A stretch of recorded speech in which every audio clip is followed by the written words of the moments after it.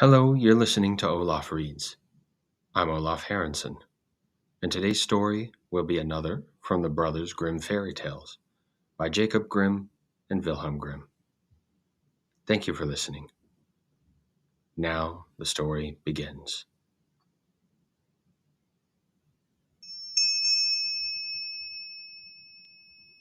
Old Sultan.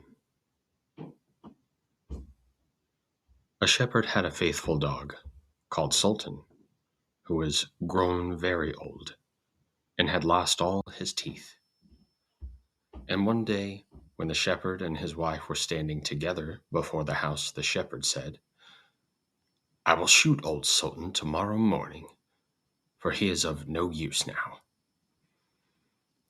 But his wife said, "Pray, let the poor faithful creature live.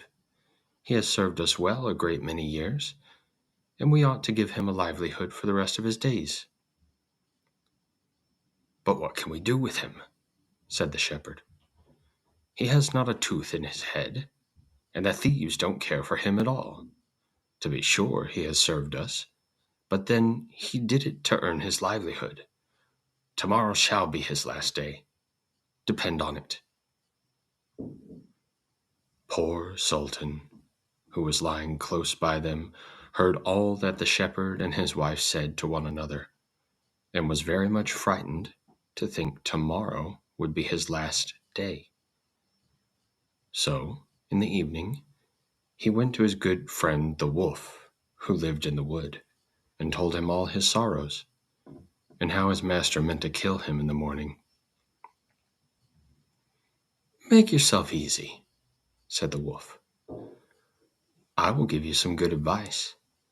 Your master, you know, goes out every morning very early with his wife into the field, and they take their little child with them and lay it down behind the hedge in the shade while they are at work.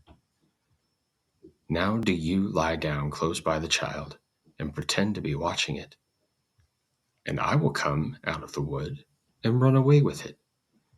You must run after me as fast as you can, and I will let it drop. Then you may carry it back, and they will think you have saved their child, and will be so thankful to you that they will take care of you as long as you live." The dog liked this plan very well, and accordingly so it was managed. The wolf ran with the child a little way. The shepherd and his wife screamed out, but Sultan soon overtook him and carried the poor little thing back to his master and mistress. Then the shepherd patted him on the head and said, "Old Sultan has saved our child from the wolf, and therefore he shall live and be well taken care of, and have plenty to eat. Wife, go home and give him a good dinner, and let him have my old cushion to sleep on as long as he lives." So from this time forward, Sultan had all that he could wish for. Soon afterwards, the wolf came and wished him joy, and said, "Now, my good fellow, you must tell no tales, but turn your head the other way when I want to taste one of the old shepherd's fine fat sheep." "No," said the Sultan, "I will be true to my master." However, the wolf thought he was in joke, and came one night to get a dainty morsel. But Sultan had told his master what the wolf meant to do, so he laid wait for him beside the barred door. And when the wolf was busy looking out for a good fat sheep, he had a stout cudgel laid about his back that combed his locks for him finely.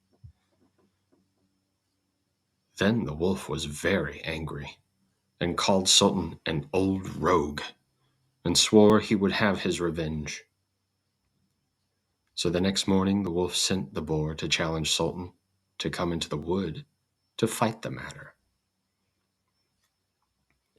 Now Sultan had nobody he could ask to be his second, but the shepherd's old three-legged cat. So he took her with him, and as the poor thing limped along with some trouble, she stuck up her tail straight in the air. The wolf and the wild boar were first on the ground, and when they espied their enemies coming, and saw the cat's long tail standing straight in the air, they thought she was carrying a sword for Sultan to fight with, and every time she limped, they thought she was picking up a stone to throw at them. So they said they should not like this way of fighting, and the boar lay down behind a bush, and the wolf jumped up into a tree. Sultan and the cat soon came up, and looked about and wondered that no one was there.